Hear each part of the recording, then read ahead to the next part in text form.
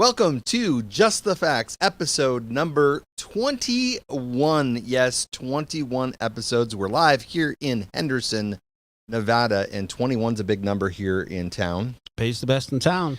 Blackjack, baby. Blackjack's there, number 21. This is a great episode. We're going to take a consumer perspective on pricing. Now, we're not talking about pricing your vehicles or how to price your vehicles if you're listening to us or watching us on the podcast today. We're just going to give you some tips that we've learned over the years and Industry even over insights. the years. So some industry insights. Buy a That's fire hose for the last 6 months. Right. So how our minds have shifted a little bit. And so we'll give you a little bit about that, but really talking about what the consumers are going through, because Bob, it's a big pain point right now for consumers when it comes to the price of used cars out there. And so maybe talk to that just a little bit, because we just saw an article that talked about the average used car price, and it's up there. Because I gave you the story just a little bit ago of my dad selling a vehicle 14 months ago. He moved to Houston, Texas. Smart move at the time. And it was a smart move at the time, but now he's in the market to replace that Honda CRV that he sold 14 months ago. And they're up 10 grand. Yeah. And so he may have got top dollar 14 months ago, but now it's up there. And so it becomes a pain point. It's like, what do I do is his question. And I don't necessarily have a great answer. It's just the market is what the market is. If you need a car, you got to buy a car. Well, and here's the thing, right? Before we get started, just a blanket response. The hardest thing to do in this business, the hardest thing for us as dealers is to remember what it's like to be the consumer.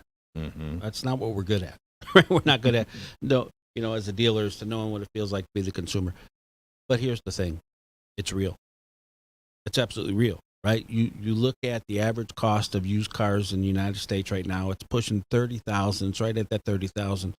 It's supposed to be based on normal business practices around $21,500, $22,000 right now, right? Reporting is anywhere from 36 to 42% higher than it was just year over year. So think about that. Put that math together. If the average cost of a used vehicle in a business today is $30,000 and it's up over 30%, It's almost 10 grand. 10 grand. Yeah. That's a lot. You can't. It's not a false feeling. It's a real feeling. And as dealers, we have to make sure we are constantly aware of what that consumer's under when we meet them. So wouldn't it really come down to, and I don't want to shorten this podcast, but doesn't it really come down to communication? Like really talking to the customer through what's happening in the marketplace? More like how you do it. Okay. What you say is important, right? But the old adage, it's not what you say, it's how you said it. You have to have empathy for them, right? You can't just act like a wolf because they're coming to your door needing a car and all of a sudden we're going to retire today. You can't take that approach. You have to have empathy for them. You have to understand think about what is in their way before they meet us. Think about, you can't turn on that news channel. Most people don't today because it's all bad. It's all bad. And the world can't be stopping every day. So there's a little bit of that. They're tired of hearing it. There's a little bit of that. I'm tired of people telling me what to do. There's a little bit of, I'm tired of getting advice. I'm tired, you know what I mean? So you have to be careful how you approach your consumer today, because it's not the old happy, jovial consumer who's excited to come in and buy a car. There's some of that, but there's a whole lot more reservation and nervous tension than there ever has been, ever. So when it comes down to consumer concerns, so we're going to take this at a consumer perspective. I know in the past we've done a lot of research, you and I, on what's happening with the consumer when they're shopping for a pre-owned vehicle. Sure. We like to be prepared for these podcasts, but even prior to Just the Facts, we've been doing that just for our own benefit to know what consumers are thinking, right? Yeah. And so part of the equation in looking for a pre-owned vehicle, we've looked at things like, has the car been banged up, right? Has the car been in an accident? How many owners has the car had? Looking at different history elements of a vehicle. And we've really rated price down there a little ways, still in the top 10, but it's been down there. Would you think that in today's market, that might be more rising to the top of the equation? Well, here's the thing, right? Over the last 40 years, probably longer than that, as it gets measured and as consumers get asked what's important, price has never been in the top 5. Mm-hmm. Never. Dealers have always put it there because that's how they advertise, and that's what they think draws the traffic, and to a certain degree it does. But when you get down to it and you ask a consumer what are the most important things, reliability, safety, those kinds of things, and they're into it before the price does, right? The wrong car is never cheap, right? And people pay too much every day because they found the right car and spent more than they wanted to because they found the perfect. That those stories happen every single day. So with that said, it's still not number one. It is more consideration than it has ever been, but it'll never replace a safe car. It'll never replace stating a need, right? If I have a family of 5, I can't be in a regular cab pickup truck or a 2-door convertible, no matter how bad I want the car, right? So needs, safety, personal reasons, all that trumps price every time. Again, the wrong car, there's no such thing as cheap enough. Even if it's free, I don't have room in my driveway. You know what I mean? You could never price yourself down to making someone make a decision. It's just not going to happen. So would you say the consumer today, with all the information that's out there, we see some studies that say the average consumer spends up to 14 hours shopping for a pre-owned vehicle, which is a lot of time. Yeah. Okay, just man hours alone. Would you say the consumer, with all the information that's available to them, has more, I don't know what the right word would be, but do they have more knowledge about a vehicle before they come in? And how should we treat that type of customer that's really doing all that research beforehand, knows the price of the vehicle, and what are they actually looking for to actually walk away, sign on that vehicle, and take the keys? I'm going to give you a yes and no to the same exact answer. How's that? Okay. Well, I'd like to see where this goes. So, yes, they have more than enough information to make a decision. That's the whole point of today's car business, right? We have dealers that don't even have bricks and mortar. They online only, right? With that being said, as an industry, as an individual dealer, we do not do a good enough job separating our car from all the others just like it in the marketplace. Or similar, I should say. Nothing's just like it, right? There's no such thing as the same vehicle twice. But similar in the marketplace. You mentioned pricing 3 times. We're going to talk about it again here. Not all vehicles are the same. And the number one pain point for consumers is they all look the same. Everyone's got an average 27 photos. Everyone spends a lot of money on photographs. If you're a dealer and you don't care about photos anymore, you're from the 80s, right? Our dealers have invested hundreds of thousands of dollars in photo equipment and built rooms and carousels to take perfect photos. And there's companies that take perfect photos, and there's companies that spin the car in circles so you can see every angle of the car. But that don't set your car apart. I can look at 100 cars with beautiful photos, and you have to set your car apart. So even though there's enough information to make a decision or help in that decision, there's not enough information to decide which car. Does that make sense? Mm-hmm. So it's a price value correlation. So to a consumer, they don't mind spending the money if they feel it's worth the money they're spending. But how do they know? That's the art of listing your vehicles correctly, both from a business, but from the consumer side. We're on the consumer side, and they're frustrated when all cars built in 2017 that are the same make, model, with the same miles, they're not the same car. But everyone treats them the same. They all look the same. They're all listed the same. They're all pretty much priced the same. And I know they're different. So it's a yes and no. Yes, they do get enough information to make a decision. Again, we have dealerships that don't even have bricks and mortar anymore. They just simply sell online. But we're not doing a good job of helping them decide which one. Does that make sense? It does. And I think, the beauty of the internet is finding the right buyer that's out there. But then, I don't know if it's a curse, but then part of that is we lose personality at the dealership, especially with specific vehicles, because just like you said, there's no 2 vehicles the same. So there's the uniqueness that kind of gets stripped away of that vehicle. And because you just mentioned, it's like they're okay with spending the money, but they need to know why they're spending them. That's the piece that they're that okay definitely with gets missed. spending more. if it's worth more. But what makes it worth more? That's what we got to do. And listen, it's no secret we work for Carfax, so everyone thinks we're going to go down the history path. But as a dealer, just put the brands away. Think logically. Is a rental car that's been in an accident from Buffalo, is that the same as a personally owned leased car that's been maintained by a dealership in the South? The same? No, it's not. You wouldn't pay the same as a dealer. So why would you expect a consumer to pay the same without knowing the difference? As a dealer, do you just call Manheim Auto Auction, say, send me 30 cars, I'll pay you when they get here? Or do you handpick every one of them? The consumer's no different.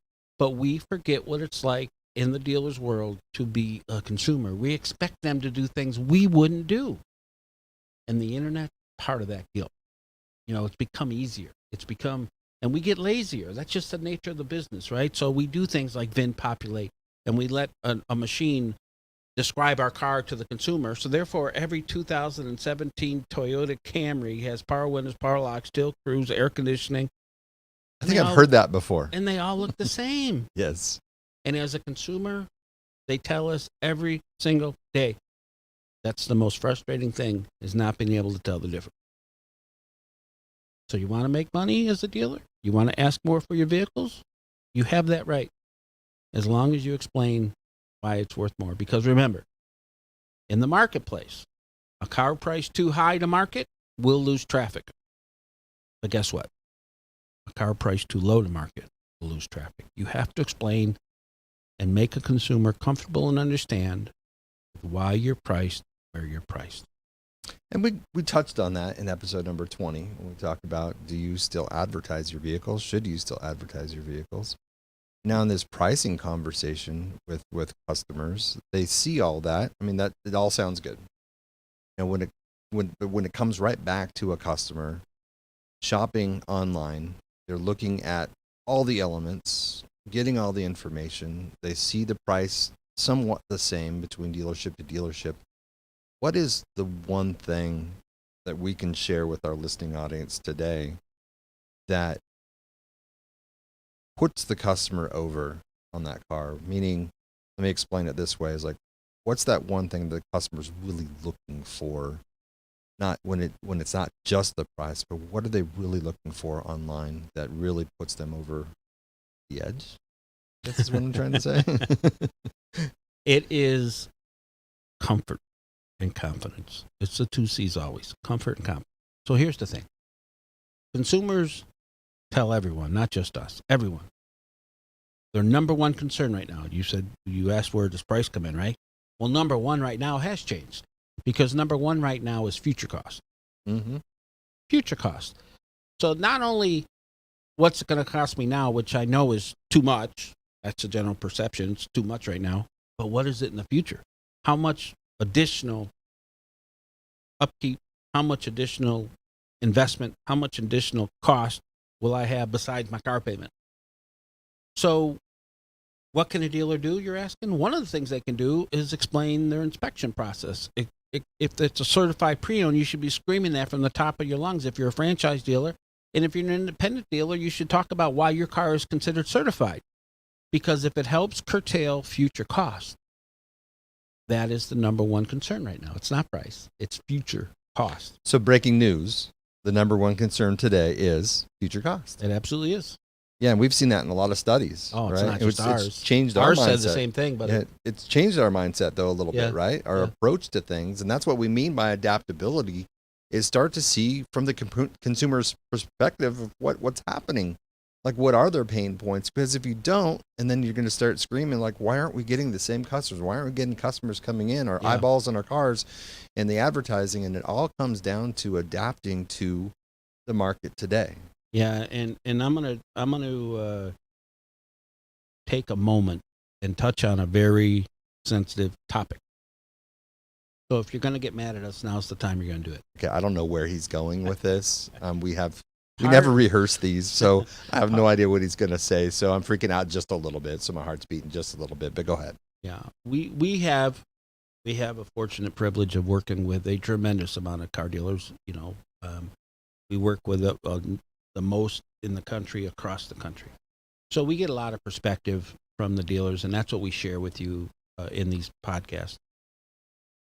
You cannot touch pricing, and you cannot touch the consumer side of the business without talking about how much is too much and when are we being short-sighted.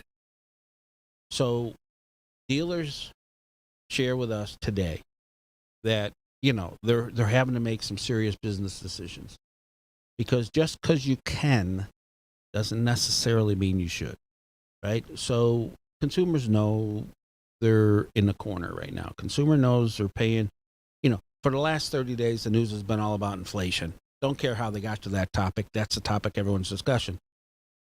Every consumer knows used car index is way up. The sky's falling every day when they watch the news. The consumer knows the position they're in. So as a dealer, we need to make a decision. Do I go for it and make hay while the sun shines? And you know what? It's been a struggle for 2 years. I'm making up for it now. Okay, that's great. That's your decision. No one's going to tell you what to decide. But the thoughts that should go into it is my short-term gain versus my future-long business goals. And if I'm looking at my consumer, and this is a customer that has bought several vehicles from me, it's 3 generations of their family. They still come to me. I'm that family dealership, and I've got a loyal following. I don't have to knock the cover off the ball every time with this customer. Every time they walk in my door, they're going to stop walking in the door, right? It doesn't take too many people's advice to let a consumer know when they paid too much, okay? And we all know there's going to be an end game to this time and position of the industry. So as a business, I need to look at how do I gain and make my business stronger. Can I be more profitable right now? Absolutely. We make profit decisions every single day. We make decisions on costs and expense and investments every single day. This is just one of them, but you need to sometimes catch your breath and think about it. Do I want to make as much as possible every single time? Some do, and some are successful that way. But your audience has changed. Your audience is more on edge than ever before. You can lose customers quicker than ever before, but you can also gain market share. You can have exposure to customers you've never met before. Now is an opportunity to grow your business. Not today by itself, but tomorrow, the service, future business. You know how the drill is. You guys are good at this. Just give that some thought. I haven't run a dealership in 10 years, but dealers that are running successful today share with me on a weekly basis what they're having to decide, and that's a big decision to make. So we're just asking you to think about it. We'd never tell you what to do, but give it some thought. I think my blood pressure went down now. Okay. Good explanation. All right. I think we should wrap things up. One of the things I was thinking about when you were just talking there is Dale Pollock. Yes. And we had a great podcast. And what did Dale say? And said a lot of the same similar things. Yeah, we're not making this up on the fly here. No, we're not. And so I encourage you to go back. You have access to all of our podcasts that we've done, our vodcasts. And so go back and look at those on our YouTube channel or through Podbean or wherever you're finding us, through Spotify or all over the place, right? Yeah. A lot of channels you're watching on, or you can choose from. Just like we tell dealers, we're diversified. Exactly. And the easiest way is to go to Just the Facts at YouTube. So youtube.com//Just the Facts. And you can find us there, all episodes. I encourage you to watch that one with Dale Pollock along with this one, because they really tie together and it still applies, still applicable to today's market. And you're going to want to watch the ones coming up. We do. So that's a plug. Just the Facts coming up. We do have special guests coming back to us.